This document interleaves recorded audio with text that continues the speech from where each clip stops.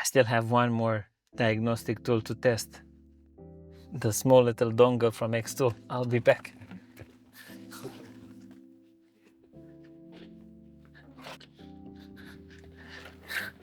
I forgot the name of this one. Apparently is the A30M. Like with the other things that we discussed, as a beginner, first you want to know where your OBD2 connector is. I didn't use this one, and the battery inside of it has drained out. You find out where your OBD2 connector is. You get down and dirty so you actually have a visual representation of what that connector looks like, and you ensure that it doesn't have damaged pins or you don't damage something when you connect it. And you connect to the vehicle, make sure that the things are running as they should. Ignition on. Let's hope that the rain outside didn't short circuit my charger. Even with these tools, they might need some updates. Let's start the screen recording. Where are we? Go.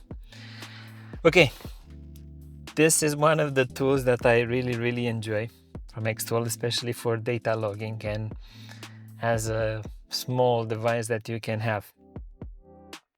I've said it many times. Don't fall into the trap of selecting auto scan. On newer vehicles it should work, but on older vehicles and on special vehicles, some of the premium vehicles like the Fiat Abarth and some crazy Subarus, it doesn't work. Go for diagnostic, search for the brand that you want to do the work on. On the Xtool, and these red dots are saying that I don't have the updated software running. I'm selecting BMW. Ignition is on. Be mindful of the voltage of your battery. If you're running diagnostics for an extended period of time, your battery will get damaged.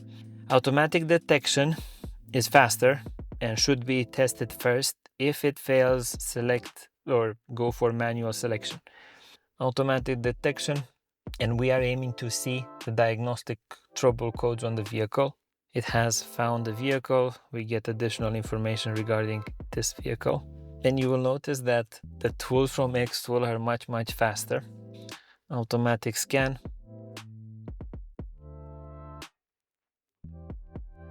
And it's running through its stuff. Diagnostic trouble codes, DTCs, are the so-called proven things that are out of spec on your vehicle, and the electronic control units have flagged them as being a problem.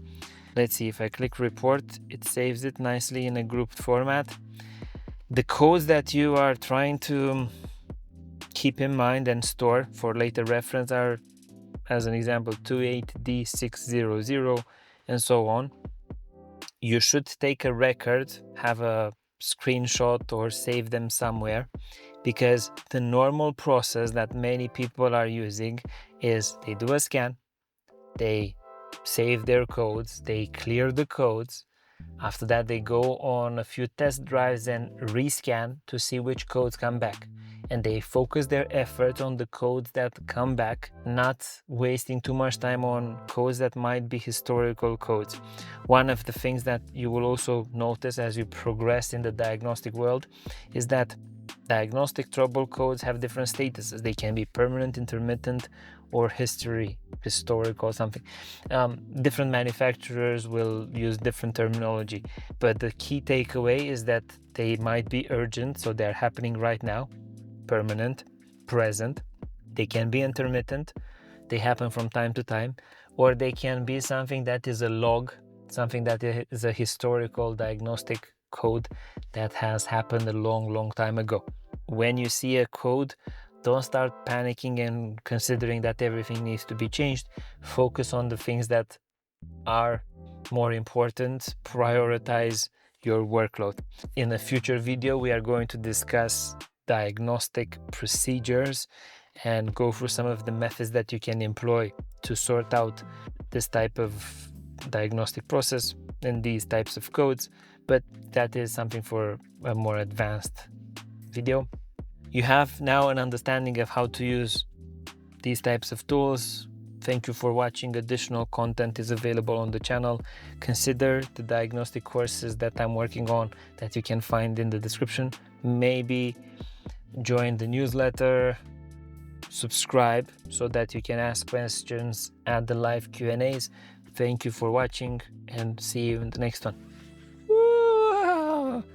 I'm gonna use the A30M and actually clear my codes because I left these codes on so that I have something to show when I'm doing this type of scanning.